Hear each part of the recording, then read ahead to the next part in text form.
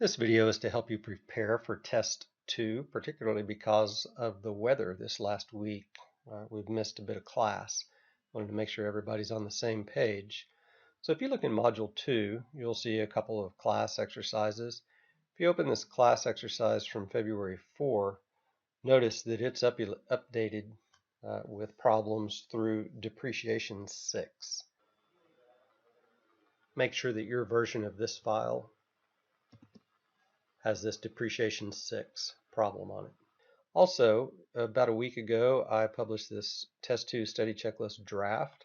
I'm now getting rid of that, and I've replaced it with a Test 2 study checklist that I'll get to in a moment.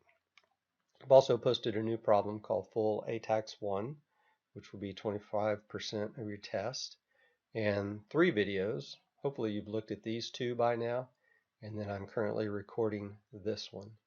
I've gone ahead and posted the Canvas portion of this test, which will be 50 points, and the Excel portion of this test, which will be 50 points.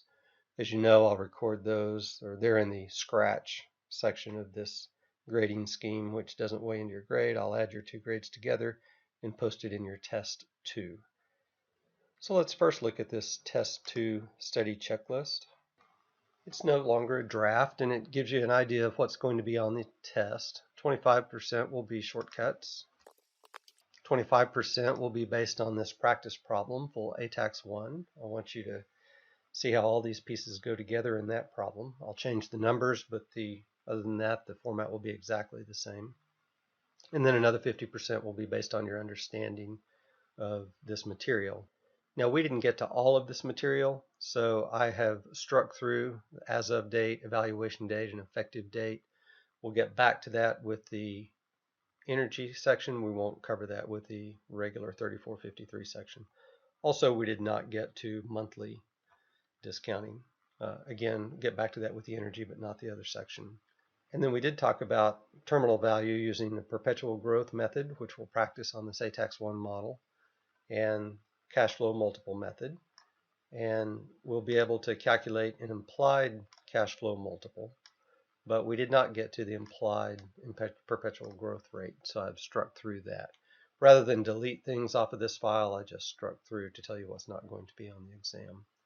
If you're curious about this number 7, then you certainly want to see the first 2.5 minutes of this video review from January 30 and February 4th. Let's now talk through the Full ATAX 1 problem, which is designed to bring together a lot of the material for this exam. So much like our BTAX model, we begin by calculating revenue, expenses, and cash flow from operations. We can fill this to the right using the trick we learned earlier with Control R. And then it's a good idea to check and make sure we had all of our absolute references correct and that our math worked correctly. Now notice I put my expenses as negative so I can add to get cash flow from operations. If you did it the other way, you certainly would not lose points for that.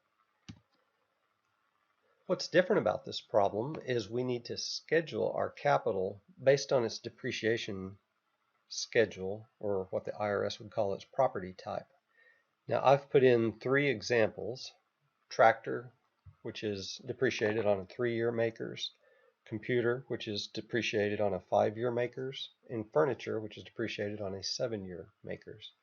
And notice that each of those gets a partial year in the first year, so there's an extra year in the depreciation schedule from what you might expect from the name.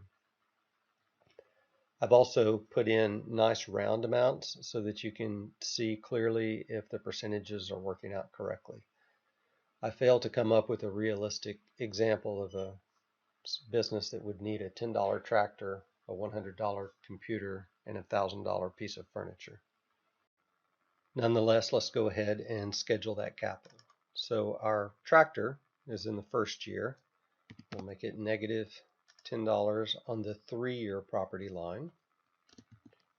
And our computer is the $100 in the second year on the 5-year property line. And our furniture is $1,000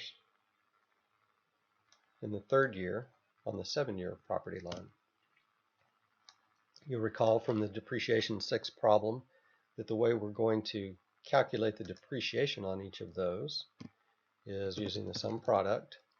And I'm going to use this layout from here on out in this course, where before our first year of capital we leave a lot of blank columns, and then we line up our first year of depreciation with that and work backward, or work to the left, let me say, so that when we do our sum product we can capture the entire depreciation schedule and the entire number of cells necessary to make sum product have an equal number of columns in both of these arrays. Now I could have just started here, because for this 3-year capital I really just need the 4 cells there and the 4 cells here. But I want to write this, I want to follow that modeling rule that says write this in a way that we can copy it not only across but also down. And it turns out we can do that. So as long as we make these large enough to include the 7-year schedule, we can do this on the 3-year line, write it in such a way that we can copy it down.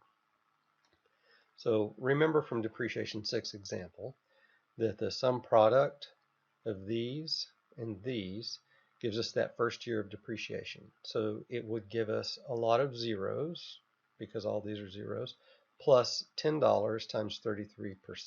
So it should give us $3.30 there. And that's why I've used round numbers, 10, 100, and 1,000, so we can easily check this to make sure it's working correctly. So if I were to copy that down now, if I copied it down and over, let's see how well it would work. It would be doing exactly what I want to pick up that first year of depreciation for the 5-year capital in year 2, but it's not multiplying it by the first year of 5-year maker depreciation schedule.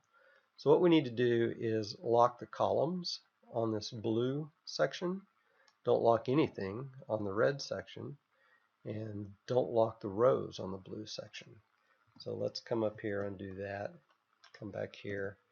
We want to lock the columns on the blue section by hitting F4 a couple of times so that we have dollar signs on the C and the J, but not on the 15. Then when we copy down to here, we'll see that it did go down to the 5-year, which we wanted for our depreciation schedule, but it did not move left or right, which is what we wanted. And the red is moving along with us to refer to the correct year and the correct capital type for where our sum product formula is. Now the quick way to populate that across all these cells is to make Excel think we typed this again by hitting F2 and then hit Control Enter, and it will fill them all at once. And if you come through and check each of these, you'll see that yes, in fact, in this 6th year, we're in the 1, 2, 3, 4, 5, 5th year of a 5-year capital, and it's multiplying it by the 1152, so we should have about 1152. If you check all these, you'll find out we're getting exactly the right depreciation for the year after which the certain type of capital was spent. That's hard for me to put into words clearly, and I would advise you to hit pause and spend some time thinking about why this sum product works the way it does. Once you do, it's a very elegant way for us to handle multiple capital types. Even if we had multiple investments of the same capital type throughout time, this would work just fine to correct it all. Eventually we'll come in here and we'll hide these columns. We'll actually do an outline, and so we won't see that mess. But for now, let's just keep it visible so we all see what's going on there. Now it's time to come in and calculate our before-tax net cash flow, which we actually could have done before. It's just the sum of our cash flow from operations and any capital we may have spent in that year. Control R is a good way to copy it across. And then our taxable income is our cash flow from operations plus the sum of any depreciation expense we had. I could copy it across. I could wait and do this along with the taxes. And then the taxes are just the taxable income times the tax rate.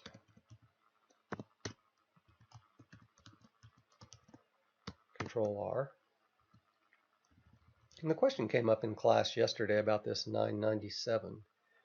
Since we actually have negative taxable income, then we have a net operating loss, which means we actually earn taxes instead of pay taxes. Now, in practice, that never happens because the IRS would only let us carry forward that loss instead of taking a benefit from it. But if you think about this project in the scheme of a larger corporation where there's probably other income to offset, then we really do get to offset it in this year, and that's why we go ahead and leave that there. The after-tax net cash flow is the before-tax net cash flow plus the negative taxes. Control R. And in this problem, we are told that this cash flow of 205 is going to grow forever at a rate of 2%. The formula for that is next year's cash flow, which we're going to get by taking this year's cash flow times 1 plus the growth rate divided by the discount rate minus the growth rate. And we're not going to copy it anywhere, so we don't need any dollar signs on that. And that 3484 represents the value in year 10 of all future cash flow out here if we were going to grow at 2% forever. So that, along with the actual net cash flow in year 10, makes the total that we can represent getting there. Then we can bring these other values down, or we could even add them to the blank cells above them. And then we have a cash flow stream from which we can calculate the net present value. Suppose we could mince words over whether this is a present value of future cash flows or an actual net present value. It's net of the investments that go along with this. It's not netted by any purchase price, but if you'd like to assume a zero purchase price in year 0 and add it in front of that NPV formula, then that would be just fine. So I would encourage you to work this problem and the following ones that I'll put in this file multiple times before the exam, and you'll go through it with some muscle memory. And it will give you a good chance to think about all the different pieces going into what we've learned about ATAX models. And one last thought, I will provide this formula for you on the exam on a formula sheet. I believe it's probably the only formula that you'll need to be provided. I would like you to think about the different parts, why we multiply by 1 plus the growth rate, and why we divide by the discount rate minus the growth rate. That could be a question on the Canvas portion, but on the Excel portion, this formula will be provided.